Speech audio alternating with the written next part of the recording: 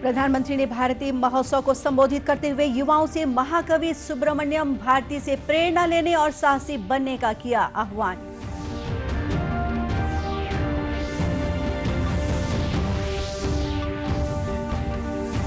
छत्तीसगढ़ में माओवाद के उन्मूलन के लिए मुख्यमंत्री ने केंद्रीय गृह मंत्री को लिखा पत्र। विकास कार्यों के लंबित प्रस्तावों को स्वीकृति देने का किया आग्रह।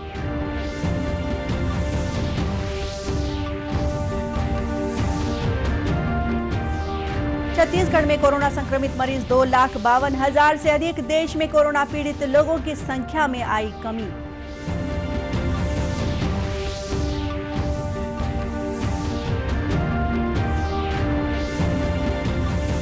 और शहीद वीर नारायण सिंह की जन्मस्थली सोनाखान को पर्यटन केंद्र के रूप में विकसित किया जाएगा। शहादत दिवस पर मुख्यमंत्री ने की घोषणा।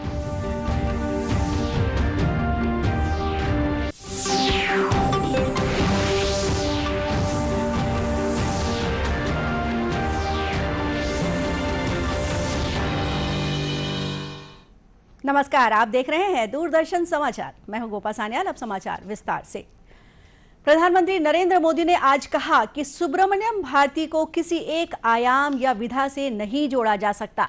वे एक कवि, लेखक, संपादक, पत्रकार, समाज सुधारक, स्वतंत्रता सेनानी, मानवतावादी और भी बहुत कुछ थे।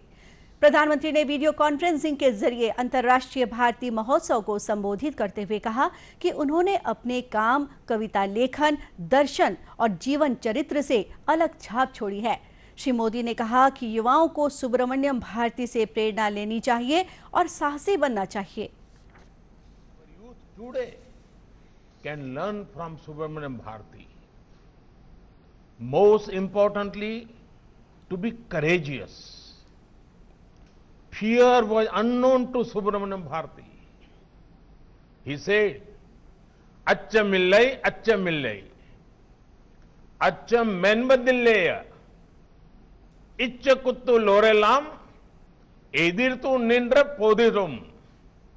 It means, fear I have not,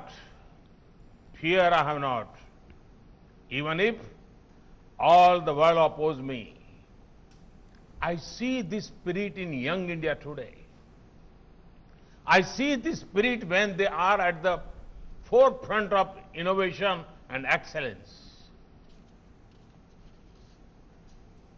Shri Modi ने यह भी कहा कि महाकवि सुब्रमण्यम भारती का एक महत्वपूर्ण विचार महिलाओं के सशक्तिकरण से जुड़ा है और सरकार उनके इस विचार से प्रेरित होकर महिलाओं के सशक्तिकरण को सुनिश्चित बना रही है। प्रधानमंत्री ने कहा कि सुब्रमण्यम भारती ने लिखा है कि महिलाओं को सम्मान के साथ जीवन जीना चाहिए। मुख्यमंत्री भूपेश बघेल ने केंद्रीय गृह मंत्री अमित शाह को पत्र लिखकर छत्तीसगढ़ के माओवाद प्रभावित क्षेत्रों में बड़े पैमाने पर रोजगार उपलब्ध कराने और विकास कार्यों के लंबित प्रस्तावों को शीघ्र स्वीकृति प्रदान करने का अनुरोध किया है। मुख्यमंत्री ने बस्तर से माओवाद के उन्मूलन के लिए कई नए प्रस्ताव प्रेषित करते हुए उन्हें भी केंद्र से स्वीकृति दिलाने का आग्रह केंद्रीय गृह मंत्री से किया है। मुख्यमंत्री ने उम्मीद जताई है कि केंद्र सरकार के सहयोग से बस्तर के लोगों के जीवन में सुधार और शांति का मार्ग प्रशस्त होगा। मुख्यमंत्री ने केंद्रीय गृह मंत्री को लिखे पत्र में उनके साथ पिछले माह हुई बैठक का जिक्र करते हुए कहा कि बैठक में माओवाद प्रभावित क्षेत्रों में बड़े पैमाने पर रोजगार उपलब्ध कराए जाने के लिए कार्य योजना की जानकारी दी गई थी। इसी तरह छत्तीसगढ़ के लंबित और नए प्रस्तावों में विशेष केंद्रीय सहायता योजना को जारी रखना, 1028 मोबाइल टावरों की स्थापना और ब्लैक पैंथर की तैनाती के लिए एक भारत रक्षित वाहिनी की स्वीकृति मुख्य रूप से शामिल है। वहीं सड़क, संचार, सिंचाई सुविधा, सुरक्षा व्यवस्था, बिजली, स्टील संयंत्रों के लिए समय सीमा में भूमि डायवर्शन और लघु वनोपजों की खरीदी के लिए प्रतिपूर्ति की मांग भी केंद्र सरकार से की गई है। छत्तीसगढ़ में कोरोना संक्रमित मरीजों की संख्या 2,52,000 से अधिक हो गई है। गुरुवार को 1,518 नए मरीजों की पुष्टि की गई है। वर्तमान में 19,000 से अधिक कोरोना मरीजों का इलाज विभिन्न अस्पतालों में जारी है। इस बीच प्रदेश में अब तक कोरोना से 3,054 लोगों की मृत्यु हुई है। प्रदेश में अब तक 2,30,000 से अधिक लोग स्वस्थ हुए हैं। प्रदेश में कोरोना संक्रमण से बचाव के लिए शासन प्रशासन द्वारा अनेक कदम उठाए गए हैं। प्रतिदिन बड़ी संख्या में कोरोना जांच भी की जा रही है। वहीं दूसरी ओर देश में कोरोना से पीड़ित लोगों की संख्या और घटकर 3.71% रह गई है। रोगियों की संख्या में कमी आ रही है और करीब 3,63,000 रह गई है। देश में स्वस्थ होने की दर में भी सुधार हुआ है और यह 94.84% हो गई है। अब तक कुल 92,91,000 लोग स्वस्थ हुए हैं। केंद्रीय स्वास्थ्य मंत्रालय ने कहा है कि देश भर में चिकित्सा संबंधी बुनियादी ढांचे के विकास, राज्यों और केंद्र शासित प्रदेशों द्वारा केंद्र के मानक उपचार नियमों पर कड़ाई से अमल और डॉक्टरों तथा चिकित्सा कर्मियों के प्रयासों से कोरोना से स्वस्थ होने वाले लोगों की संख्या में लगातार बढ़ोतरी हो रही है। छत्तीसगढ़ के स्वतंत्रता संग्राम सेनानी शहीद वीर नारायण सिंह की जन्मस्थली सोनाखान को पर्यटन की दृष्टि से विकसित किया जाएगा। सोनाखान और जिला मुख्यालय बलौदा बाजार के संयुक्त जिला कार्यालय भवन परिसर में शहीद वीर नारायण सिंह की आदमकद प्रतिमा भी स्थापित की जाएगी। मुख्यमंत्री भूपेश बघेल ने कल शहीद वीर नारायण सिंह के शहादत दिवस पर यह घोषणा की। श्री बघेल ने सोनाखान पहुंचकर वीर भूमि पर निर्मित वीर नारायण सिंह स्मारक पर पुष्पांजलि अर्पित कर उन्हें नमन किया। इस मौके पर मुख्यमंत्री ने शहीद वीर नारायण सिंह के वंशजों से उनके निवास स्थल पर जाकर मुलाकात की और उनका हालचाल जाना। उन्होंने शहीद परिवार के सदस्यों का शॉल और श्रीफल भेंट कर सम्मान भी किया। मुख्यमंत्री ने इस अवसर पर शहीद के वंशजों को स्वतंत्रता संग्राम सैनिक सम्मान योजना के तहत दी जा रही पेंशन राशि को बढ़ाकर 10,000 रुपए प्रति माह करने की घोषणा भी की। जन्मभूमि को नमन करने का अवसर मिला और इसको पर्यटन के रूप में विकसित हम लोग करेंगे। यहाँ भी आदमकद प्रतिमा लगेगी और जिला मुख्यालय में भी वीर नारायण सिंह जी के आदमकद प्रतिमा की स्थापना की जाएगी। मैंने बात की, अभी घोषणा की, इन परिवार के सदस्यों को 10,000 रुपया इन लोगों को पेंशन सम्मान निधि मिलना चाहिए और वो मिलेगा। इस अवसर पर आदिम जाति विकास मंत्री डॉक्टर प्रेमसाय सिंह, नगरीय प्रशासन मंत्री डॉक्टर शिव कुमार डहरिया, खाद्य मंत्री अमरजीत भगत और समाज कल्याण मंत्री अनिला भेड़िया सहित अन्य लोग मौजूद थे। खबरों का सिलसिला आगे भी जारी रखेंगे। फिलहाल वक्त है एक छोटे से ब्रेक का।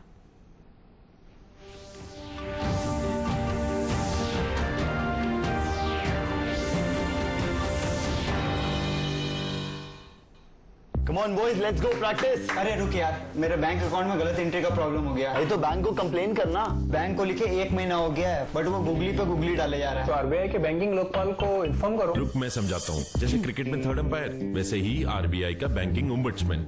आरबीआई कहता है अगर बैंक आपकी कंप्लेंट को 1 महीने में नहीं सुलझाता तो आरबीआई के बैंकिंग ओम्बड्समैन में कंप्लेंट करो। यह आरबीआई का आसान तरीका है आपकी कंप्लेंट सुलझाने का, और वो भी फ्री।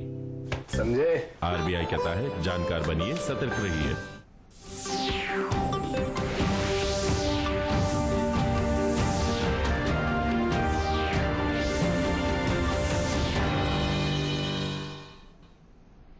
ब्रेक के बाद एक बार फिर स्वागत है आपका दूरदर्शन समाचार में। प्रदेश के माओवाद प्रभावित क्षेत्रों में तैनात सुरक्षा बल के जवानों के कल्याण के लिए स्पंदन कार्यक्रम के तहत कई तरह के प्रयास किए जा रहे हैं ताकि जवानों को कार्य के दौरान एक स्वस्थ वातावरण मिल सके। इसी कड़ी में कोंडागांव जिले के अंदरूनी क्षेत्रों में कार्यरत जवानों के लिए मावा कैंटीन का संचालन किया जा रहा है। इस कैंटीन के माध्यम से जवान दैनिक उपयोग की सामग्री ऑर्डर कर मंगवा सकते हैं। उन्हें ये सामग्री सब्सिडी दर पर उन तक पहुंचाकर दी जाएगी। पुलिस अधीक्षक सिद्धार्थ तिवारी ने बताया कि जिला मुख्यालय में पहले से ही एक कैंटीन संचालित है, जिसका लाभ अंदरूनी क्षेत्रों में तैनात जवानों को नहीं मिल पा रहा था, इसलिए इस मावा कैंटीन की शुरुआत की गई है। छत्तीसगढ़ पुलिस अपने जवानों के वेलफेयर के लिए, उनके कल्याण के लिए प्रयासरत है। यहाँ पर भी एक पुलिस कैंटीन का संचालन किया जा रहा है कोंडागांव में, परंतु इस कैंटीन के माध्यम से जो सब्सिडाइज रेट के ऊपर काफ़ी सारी वस्तुएं हमारे जवानों को प्रदाय की जाती हैं, परंतु इसका लाभ जो अंदरूनी क्षेत्र में पदस्थ लोग हैं, जो विषम परिस्थितियों में अपनी सेवाएं दे रहे हैं, चाहे वो मर्दापाल हो, बयानार या ईरा गाँव के थाने में पदस्थ हमारे लोग हैं, उनको नहीं मिल पाता है।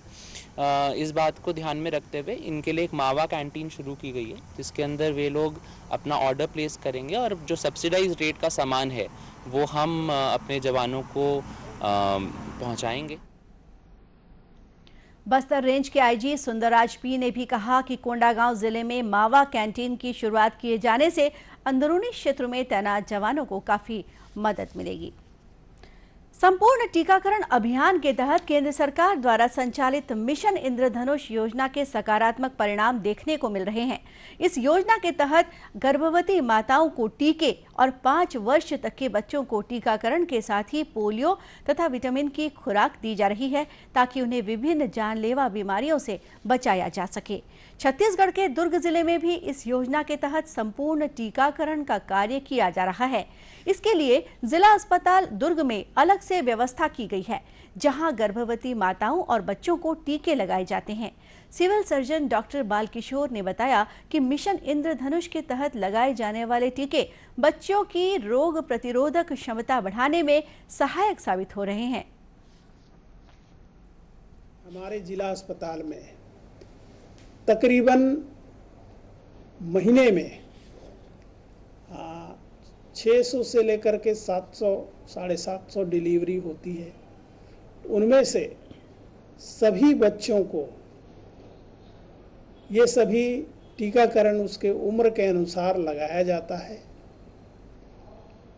100% लगाया जाता है और आसपास के क्षेत्र के लोग भी अपने बच्चों को यहाँ टीकाकरण करवाने आते हैं। वहीं एएनएम उर्वशी साहू ने बताया कि रोज बड़ी संख्या में महिलाएं और बच्चे टीकाकरण के लिए अस्पताल पहुंच रहे हैं। हेपेटाइटिस बी और ओरल पोलियो दिया जाता है, जो बहुत ज़रूरी है, 1 महीने के अंदर लग जाना चाहिए उनको। और हेपेटाइटिस बी तो 3 दिन के अंदर कंपलसरी है, ऐसे जनरली 24 घंटे के अंदर लगाते हैं उसको। 1.5 महीने में पेंटावेलेंट, रोटावायरस, ओरल पोलियो और आईपीवी का इंजेक्शन दिया जाता है। ये 3 बार दिया जाता है पेंटावेलेंट, 1.5, 2.5, 3.5 महीने में। उनके कार्ड में डेट मेंशन किया जाता है, उस डेट में आपको आना है। अगर वो छूट भी जाता है तो अगले महीने उनको कंटिन्यू किया जाता है वैक्सीन को। और 9 मंथ में मीजल्स एमआर लगता है, रूबेला और मीजल्स का टीका, और उसके साथ विटामिन ए का खुराक भी दिया जाता है, फर्स्ट खुराक। फिर बच्चे को 1.5 साल में बुलाते हैं। 1.5 साल में मीजल्स का टीका लगेगा, 2nd डोज बूस्टर लगता है डीपीटी का, ओरल पोलियो देंगे और विटामिन ए का 2nd डोज देते हैं। मिशन इंद्रधनुष योजना की हितग्राही महिलाओं ने बताया कि अस्पताल में उन्हें टीके के संबंध में पूरी जानकारी दी जाती है और वे उसी हिसाब से टीकाकरण के लिए अस्पताल आती हैं। यहाँ पर टीका और गर्भवती को दोनों को टीका लगाया जाता है उनके स्वास्थ्य के लिए, है ना, और ताकि बच्चा स्वस्थ रहे, गर्भवती भी स्वस्थ रहे, और बताया जाता है कब आना है, कौन सी तारीख को आना है। उल्लेखनीय है कि मिशन इंद्रधनुष के तहत उन सभी बच्चों का टीकाकरण किया जाना है जिन्हें टीके नहीं लगे या जिन्हें 7 तरह की बीमारियों को रोकने वाले टीके सही तरीके से नहीं लगे हैं। और अब अंत में मुख्य समाचार एक बार फिर। प्रधानमंत्री ने भारती महोत्सव को संबोधित करते हुए युवाओं से महाकवि सुब्रमण्यम भारती से प्रेरणा लेने और साहसी बनने का किया आह्वान।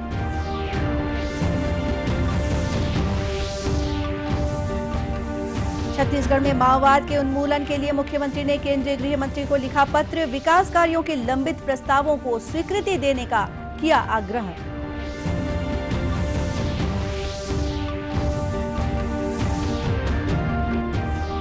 छत्तीसगढ़ में कोरोना संक्रमित मरीज 2,52,000 से अधिक। देश में कोरोना पीड़ित लोगों की संख्या में आई कमी।